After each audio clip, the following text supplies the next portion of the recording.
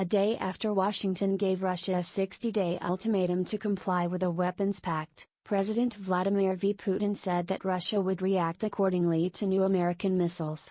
Marcos Reuters Moscow. President Vladimir Putin warned on Wednesday that Russia will respond in kind if the United States decides to develop new intermediate-range nuclear missiles.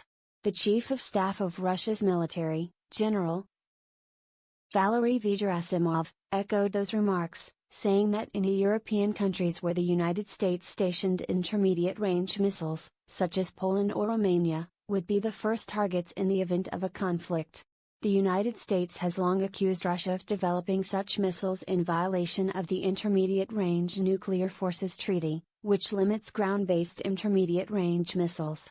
On Tuesday, Secretary of State Mike Pompeo said that the United States would within 60 days start the formal process of abandoning the treaty unless Russia re-established compliance with its terms. In televised remarks, Mr. Putin took the familiar tack of complaining that the West was unfairly singling out Russia for what he called a reckless decision. First, the American side said that it intended to withdraw from the Intermediate-Range Nuclear Forces Treaty. And only then did it start looking for reasons they should do so, Mr. Putin said.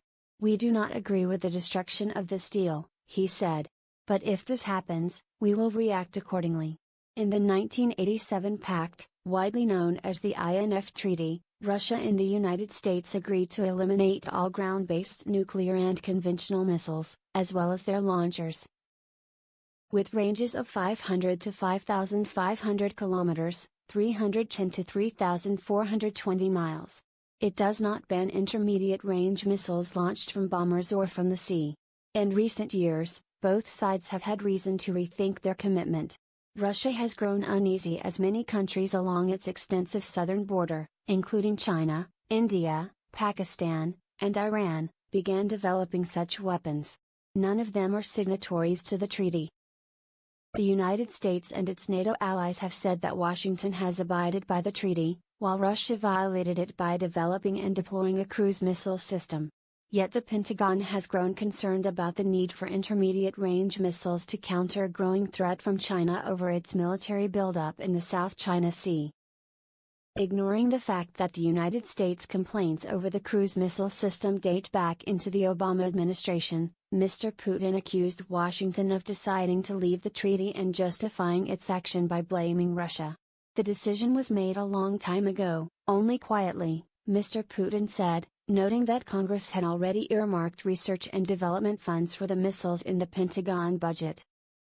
General Gerasimov, addressing foreign military attachés stationed in Moscow, said that the United States had already violated the treaty by deploying in Romania and Poland missile defense components that can fire intermediate-range missiles.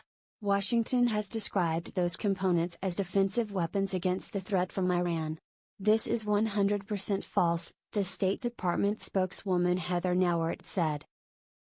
"We are in complete compliance with the INF Treaty and our NATO allies agree with that." General Gerasimov's remarks were likely to further dismay European leaders, already alarmed after President Trump announced in October, with minimal prior consultation, that he planned to scrap the treaty.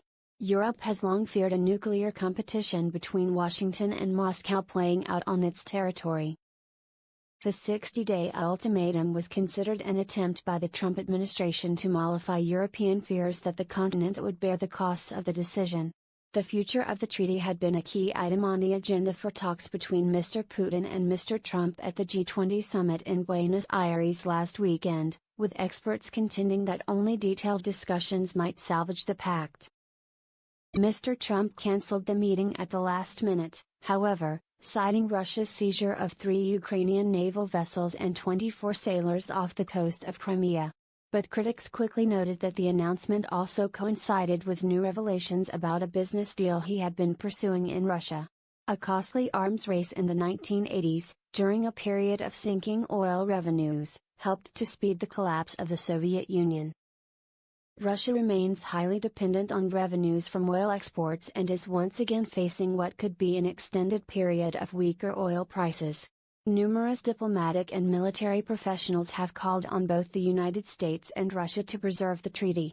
A recent call came from Mikhail Gorbachev, a former president of the Soviet Union, and George P. Shultz, a former American Secretary of State, who both helped to negotiate the treaty.